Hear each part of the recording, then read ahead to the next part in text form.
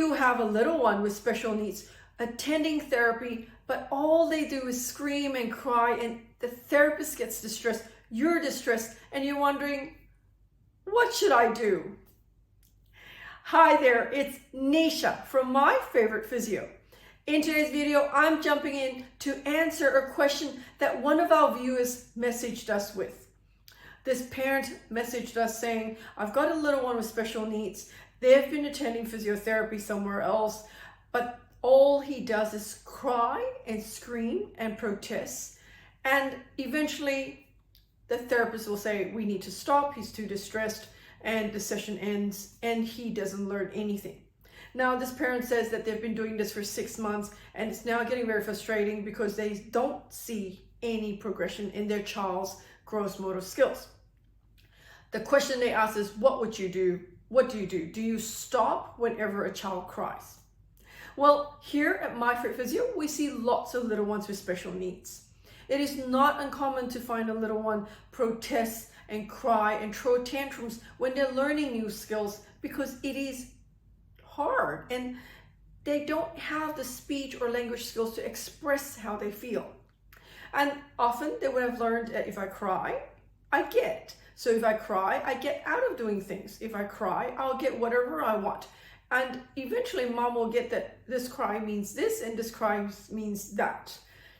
Now, when it comes to gross motor skills and learning gross motor skills at physiotherapy, it is important to work through those behavioral challenges. Because if we don't, 3 things happen. Your little one learns very quickly, I cry, I get out of it, and they'll start to go from 0 to 100. They don't build it up anymore. They literally scream on top of their voice to get what they want immediately. Now that becomes quite unmanageable as your little one grows older and bigger. Number 2, they end up escaping having to learn.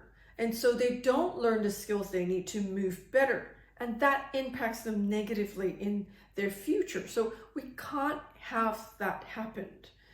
And number 3, the adaptive behaviors they then use to move around to get to somewhere, because ultimately most children are curious and they want to learn and explore their environment. And if they can't do it the right way, they'll find some other way. And those adaptive patterns are even harder to break later on down the road.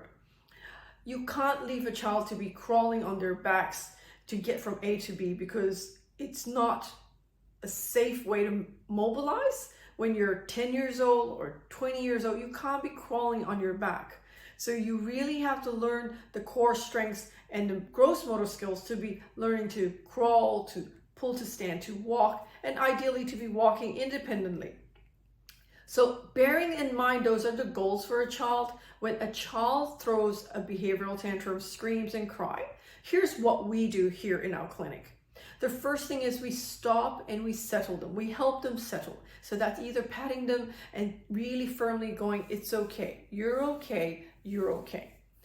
We help them settle so that they don't scream on and get so exhausted.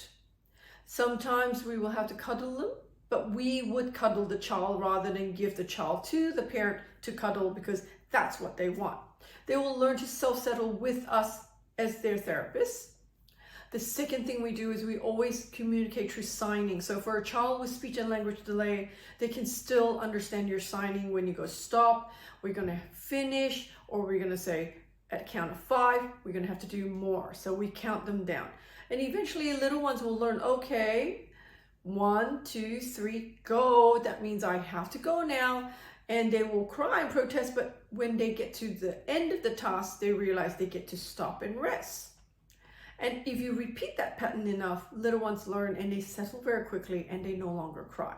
So we settle them, then we sign to them to communicate what we're going to do so they expect what's going to happen and they know when it ends. And the third thing is we would then be encouraging them whenever they do a task. We would cheer them on. We would be encouraging them when they do something good. And we would be praising them a lot. So that positive feedback helps them know that it's a good thing that they did. So if you're out there and you're wondering, what do you do if your child is crying all the time? Just talk to your therapist about, using those 3 strategies. First, help them settle. Teach them to self-settle, and it's cueing them, patting them firmly, saying, you're okay, you're all right, in a very calm tone. The second is to sign to indicate what you're going to do. And the third is to praise them when they're doing the right things, so they get positive feedback and want to do more of it. Now, if your therapist is struggling with that and you would like to speak to one of our expert pediatric physiotherapists, the number to ring here at My Favourite Physio is 0297904233. And if you know somebody out there who's got a little one with special needs, who's been really struggling and screaming and crying and not learning at their therapy, why don't you like and share this video with them? Until next time, have a great day. Bye.